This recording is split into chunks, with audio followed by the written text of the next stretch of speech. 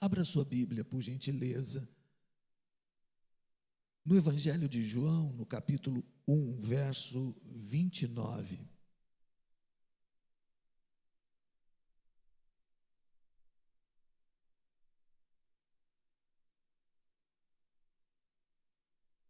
Nós vamos ler este verso 1, 29.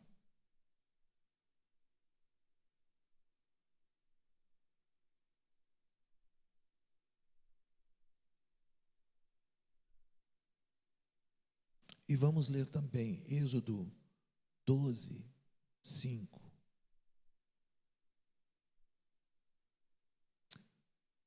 Todos encontraram? Bem, vamos ficar em pé para fazermos essa leitura.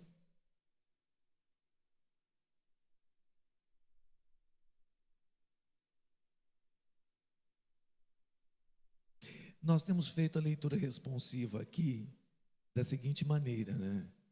Eu leio e vocês repetem após a minha leitura. Quando nós tivermos mais versículos, não é o caso de hoje, nós vamos alternar a leitura, tá? Então, quando a gente tiver mais versículos, eu vou ler um versículo e vocês leem o versículo subsequente. Mas hoje, a gente vai fazer como a gente sempre faz, lendo esses dois versículos. À medida que eu for lendo, vocês, por gentileza, repetem. João 1, 29. No dia seguinte, viu João a Jesus,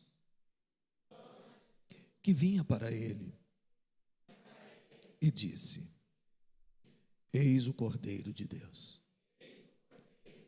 que tira o pecado do mundo. Vamos ler também Êxodo 12, 5. O Cordeiro será sem defeito, macho, de 1 ano. Podereis tomar um cordeiro ou um cabrito. Vamos orar. Obrigado, Senhor, por tua palavra. Nós te agradecemos pela maneira especial com que o Senhor nos traz a tua presença e pelo privilégio que temos de assentarmos à mesa e bebermos e comermos de ti. Permita que, assim como os outros momentos desse culto, esse também seja um momento especial na vida de cada um dos teus filhos.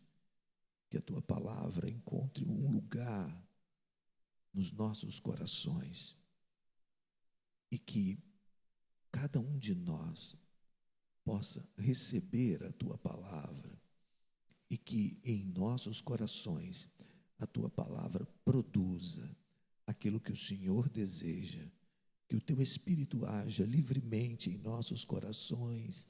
Te pedimos humildemente e te agradecemos em nome de Jesus. Amém. Amém. Podem se assentar, queridos.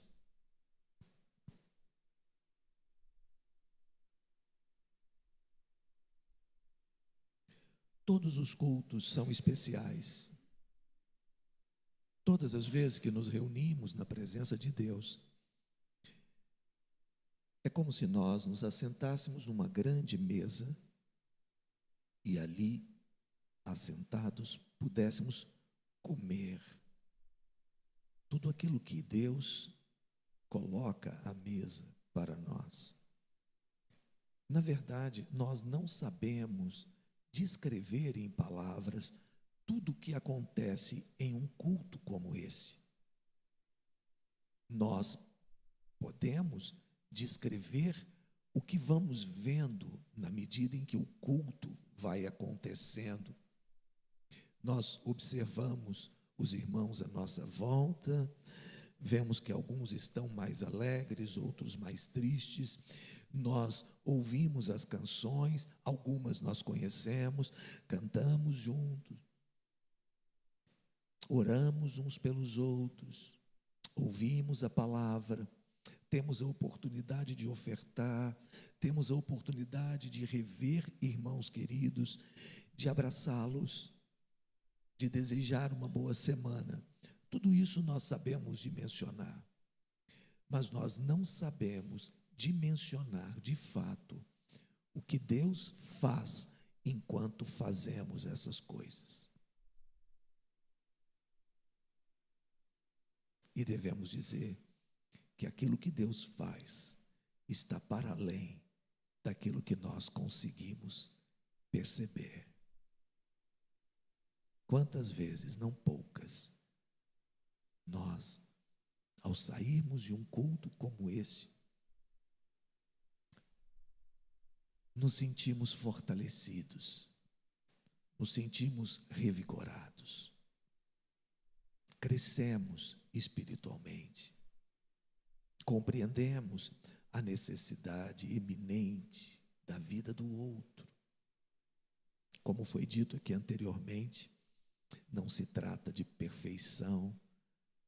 Aqui é um espaço de imperfeitos, de pecadores que foram atraídos pela graça de Deus em Cristo Jesus, que foram convencidos por Deus através do seu Santo Espírito. É isso que aconteceu e é isso que tem acontecido conosco em cada momento. E tudo isso orbita em torno da pessoa de Jesus Cristo.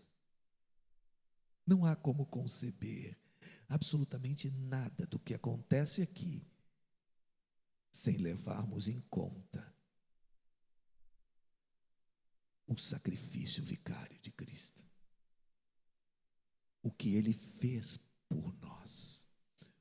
O que Ele fez para que pudéssemos nos assentar à mesa e de cabeça erguida, perdoados por Ele, por cada um dos nossos pecados e por todos eles. Foi isso que Jesus fez. Lá em Gênesis, quando Deus se encontrava com o homem na viração do dia,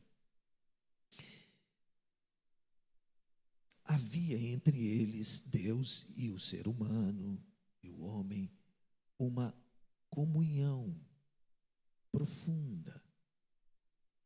Eles conversavam. Era algo direto. Até que o homem, e quando eu digo homem, eu estou falando de ambos os gêneros, ele desobedece a Deus. E com a desobediência, então, o pecado vem sobre ele.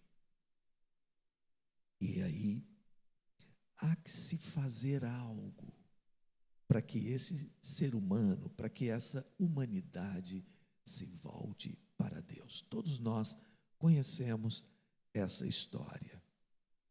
Mas o primeiro fato importante que nós devemos compartilhar e enfatizar, termos em mente em nossos corações, que a iniciativa foi de Deus. A iniciativa foi de Deus. É Deus quem vai ao homem. É Deus quem vai ao ser humano. É Deus quem o alcança. É Deus quem o procura. E é Deus quem o acha. Porque se Deus está procurando algo, certamente Ele vai achar. Eu dizia isso para os irmãos lá em Minas Gerais, quando Jesus encontrou com a mulher samaritana e ela perguntou para ele onde era o lugar do culto, se no monte em Samaria ou se no templo em Jerusalém. Jesus disse para ela de maneira cabal: não se trata de um lugar, se trata de uma pessoa. específico.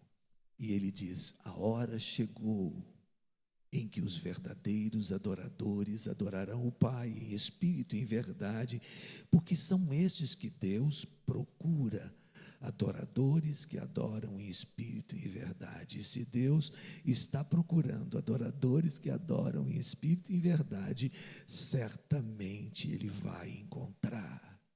Ele encontrou você, Ele me encontrou.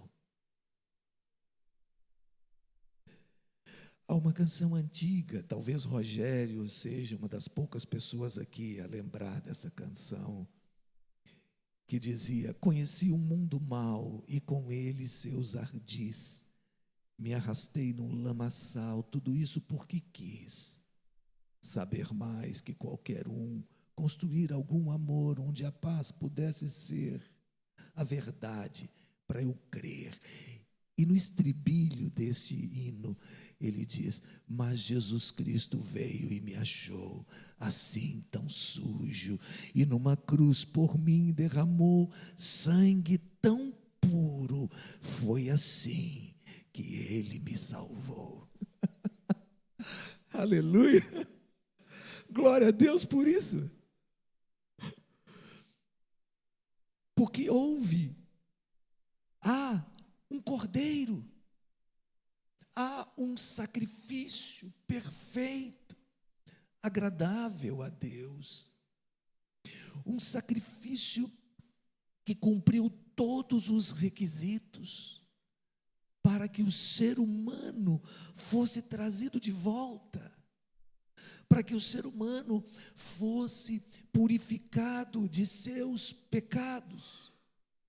E é claro que no passado, lá nos antigos escritos, nós vamos ver a figura dos cordeiros imolados, e muitos foram os cordeiros imolados.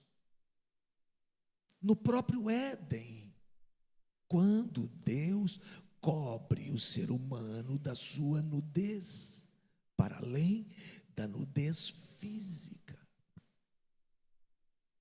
Quando Deus cobre o seu pecado. E foi assim, nos muitos altares erguidos, apontando para o futuro, apontando para aquele que ofertaria a oferta definitiva. Nos lembramos quando Abraão caminha com Isaque, seu filho, na direção de Moriá.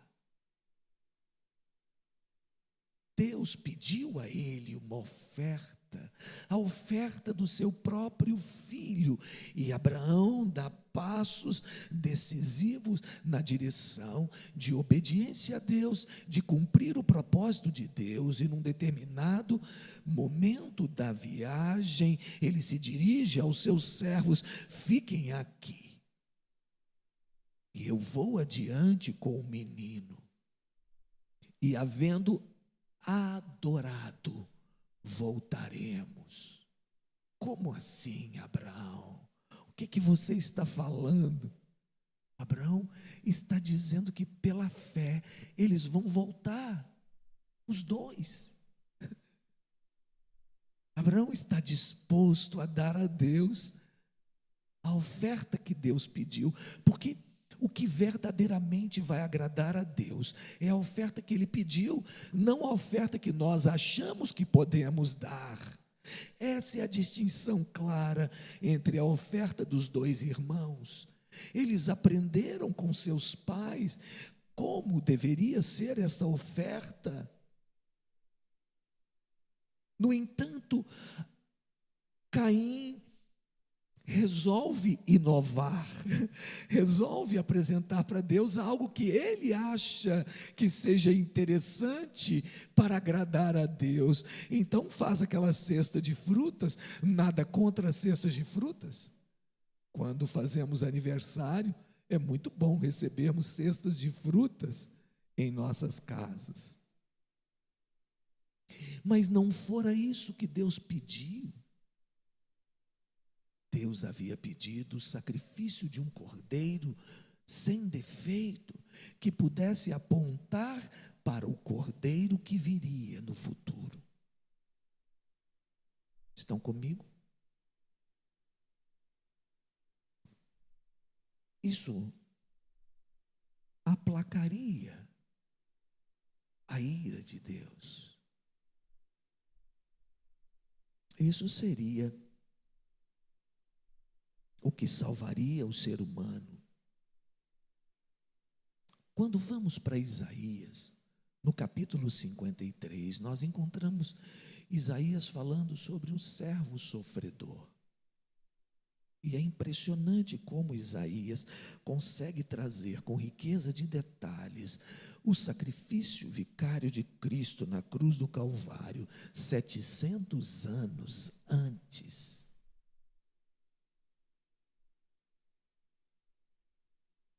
É curioso o livro de Isaías, porque ele é uma espécie de espelho, ou de, como poderíamos dizer, ele se assemelha muito à Bíblia como um livro, como todo.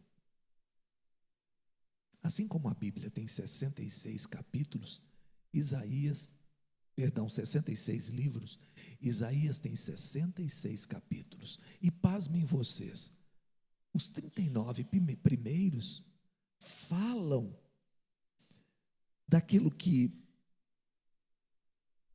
era no passado a ação profética de julgar a humanidade. Logo em seguida, no capítulo 40, nós encontramos Isaías falando sobre João Batista, como um primeiro capítulo de introdução ao Evangelho. E é Isaías, o profeta, que mais fala sobre o Messias. É uma espécie de estrutura paralela que culmina nas profecias messiânicas. O capítulo 53 de Isaías é um desses textos clássicos. Isaías, o próprio Isaías, é chamado de profeta messiânico. E por causa das suas numerosas e detalhadas profecias sobre a vinda do Messias, ele é reconhecido assim. Profecias que, por exemplo, falam do nascimento virginal do Messias, do seu sofrimento, como já mencionado aqui em Isaías 53, e a sua futura glória como príncipe da paz que virá reinar. Olha o que nos diz Isaías 7,14: eis que a virgem conceberá e dará à luz um filho e o chamará Emanuel, que quer dizer Deus conosco. Isaías 9,6 descreve o Messias como maravilhoso, conselheiro, Deus forte, Pai da eternidade, príncipe da paz. E em Isaías 53 contém uma descrição precisa do sofrimento e do sacrifício do Messias, o Cordeiro de Deus que tira o pecado do mundo. O primeiro ponto a ser considerado sobre esse Cordeiro é que o Cordeiro é perfeito. Você pode repetir? O Cordeiro é perfeito. Diga para quem está do seu lado: o Cordeiro é perfeito. O Cordeiro é perfeito. Lá na saída do povo do Egito, Deus havia dado esta orientação: o Cordeiro será sem defeito. Cada família poderá ofertar, imolar um cordeiro. E ali, naquele momento tão desafiador, em que milhares de primogênitos morreriam naquela noite, as casas onde houve o sacrifício do cordeiro, os umbrais que tinham o sangue desse sacrifício protegeram seus lares. Uma figura tão importante que fala sobre o que Deus fez por nós através do Cordeiro, do Cristo de Deus que fora imolado em nosso lugar, em nosso favor. O escritor aos Hebreus, no capítulo 7, verso 22, vai nos dizer: por isso mesmo, Jesus se tem tornado fiador da superior aliança. Com efeito, nos convinha um sumo sacerdote como este, santo, inculpável, sem mácula. Eu já estou lendo o 26. Foi o verso 22, depois 26 e 27. Com efeito, nos convinha um sumo sacerdote como este, santo, inculpável, sem mácula, separado dos pecadores e feito mais alto do que os céus, que não tem necessidade, como os sumos sacerdotes, de oferecer todos os dias sacrifícios, primeiro por seus próprios pecados, depois pelos do povo, porque fez isso uma vez por todas, quando a si mesmo se ofereceu. Glória a Deus por isso.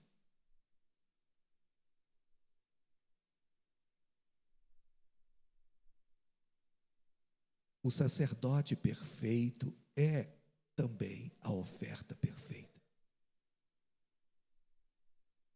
Então o Cordeiro é perfeito.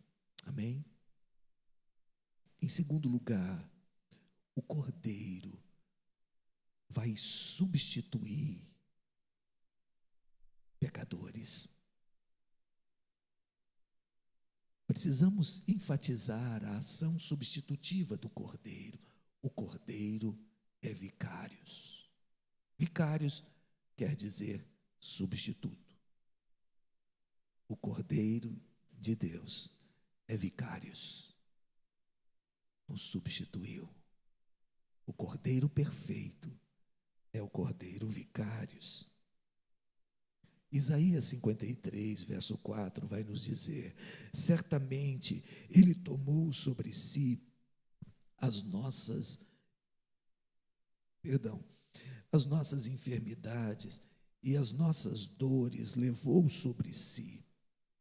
E nós o reputávamos por aflito, ferido de Deus e oprimido. O Messias tomou sobre si o fardo de toda a humanidade. Ele carregou dores, doenças, tudo aquilo que foi decorrente do pecado.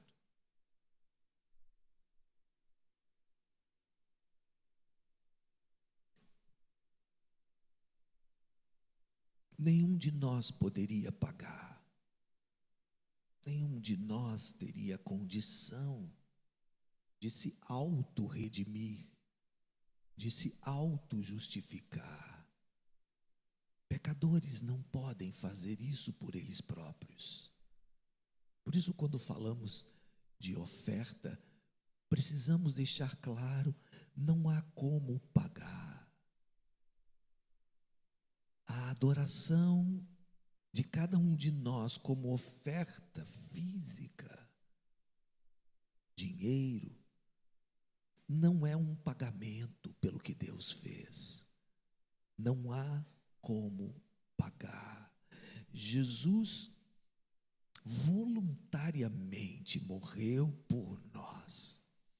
Jesus nos substituiu. O Cordeiro oferecido uma vez por todas irá substituir pecadores que mereciam a morte pelo seu pecado. Aprove a Deus providenciar o Cordeiro, assim como fez lá no episódio de Abraão. Quando Abraão está para oferecer o seu filho a Deus, então Deus o repreende. Deus se dirige a ele e diz: Abraão, não faças isso. E logo em seguida, Deus providencia um cordeiro ali, próximo. E então Abraão oferece aquele cordeiro no lugar do seu filho. Abraão está apontando para Jesus. Deus está ensinando ao longo da história da humanidade o que faria pela humanidade em Cristo. O Cordeiro perfeito é o Cordeiro vicário. Mas também o Cordeiro é sacrificial. Ele não é só perfeito, ele não é só substitutivo, ele morrerá, ele será sacrificado. Isso é algo que nós não conseguimos compreender com profundidade, como Deus não poupa o seu próprio Filho para salvar a humanidade. Parece aos olhos humanos algo injusto, mas é exatamente o contrário. Em Cristo vemos o ápice da justiça de Deus. Deus está fazendo justiça na morte do seu Filho. Ainda que a humanidade não consiga compreender a profundidade do seu sofrimento, associando até o castigo divino com uma condição de aprisionamento do próprio Deus. É verdade, muitos não conseguem compreender o que Jesus fez no Calvário, porque não conseguem enxergar a dimensão do seu próprio pecado. Muitos não conseguem entender porque Jesus fez o que fez. E alguns até que chegam a dizer que não pediram isso. Nessas horas, aquela voz audível que veio daquela cruz continua ressonante nos nossos ouvidos e corações. Pai, perdoa-lhes, porque não sabem o que fazem. Talvez a igreja que aí está, não consiga compreender a dimensão exata do que Deus fez pela humanidade no sacrifício de Cristo, ou através do sacrifício de Cristo. Mas é fato, nós estamos aqui por causa deste sacrifício. É claro que nesse momento em que nós nos encontramos em nossa vida, só nos encontramos assim, porque houve um sacrifício de Cristo. O sacrifício perfeito é o sacrifício substitutivo, mas é o sacrifício real. Paulo vai dizer em 1 Coríntios, capítulo 5, verso 7, lançai fora o velho fermento, para que sejais nova massa, como sois de fato, sem fermento, pois também Cristo, nosso Cordeiro Pascal, foi imolado.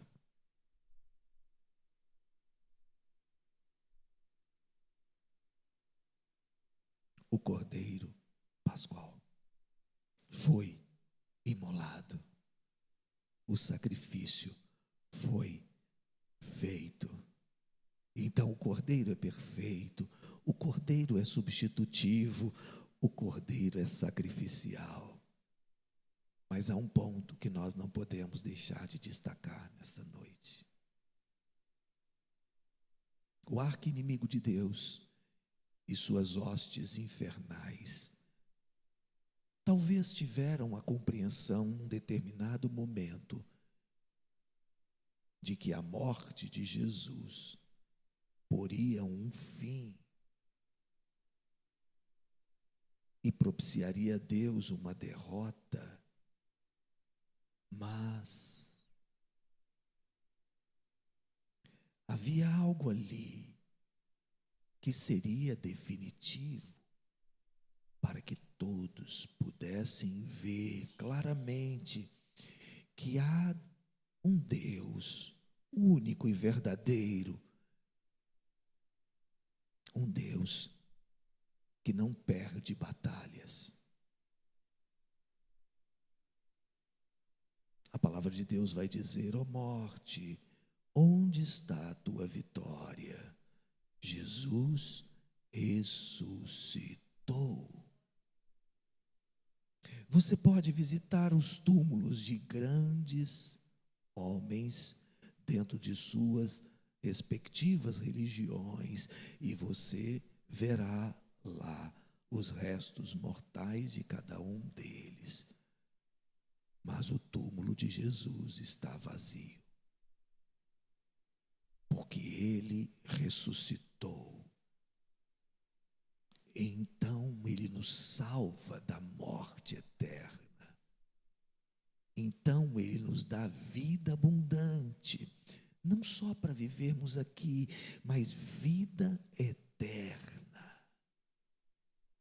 Eu disse há pouco tempo e vou repetir: não há como matar alguém que já morreu.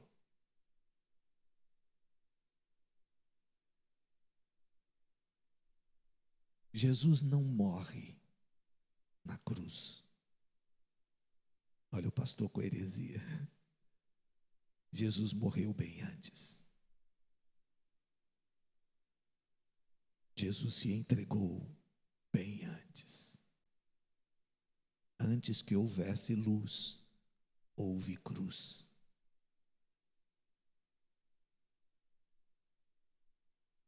Deus não foi pego de surpresa quando o homem pecou. Já havia redenção para a humanidade. O cordeiro seria imolado, o cordeiro perfeito, para um sacrifício perfeito, que então redimiria por completo a humanidade. Não podemos deixar de falar da redenção do Cordeiro. Podemos dizer que o Cordeiro é perfeito, podemos dizer que o Cordeiro é vicário substitutivo, podemos dizer que o Cordeiro é imolado, mas precisamos dizer o que ele provocou. O propósito da redenção. Isaías, o próprio Isaías, no capítulo 53, verso 11, vai dizer: ele verá o fruto do penoso trabalho de sua alma e ficará satisfeito. O meu servo, o justo, com seu conhecimento, justificará a muitos, porque as iniquidades deles levará sobre si. O apóstolo Paulo vai dizer que ele vai rasgar o escrito de dívida que pesava sobre os nossos ombros. O próprio profeta vai dizer que por suas pisaduras nós fomos sarados. Jesus, o Cordeiro, nos redime. O Cordeiro de Deus nos justifica. O Cordeiro de Deus nos salva. O Cordeiro de Deus, como disse João Batista no Evangelho, quando viu Jesus: eis o Cordeiro de Deus que tira o pecado do mundo.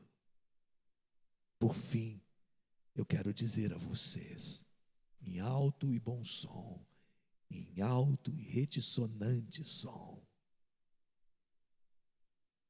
o Cordeiro está vivo. O Cordeiro está no trono. O Cordeiro reina. O Cordeiro governa. Ele é o rei de um reino que não tem fim. E João, em Apocalipse, não o João Batista, o outro João, discípulo amado, vai dizer no capítulo 5 de Apocalipse, verso 12, proclamando em grande voz: digno é o Cordeiro que foi morto de receber o poder e riqueza e sabedoria e força e honra e glória e louvor. Um dia todo joelho se dobrará e toda língua confessará que Jesus Cristo, o Cordeiro de Deus que tira o pecado do mundo, é o Senhor, para a glória de Deus Pai. Feche os seus olhos, vamos orar.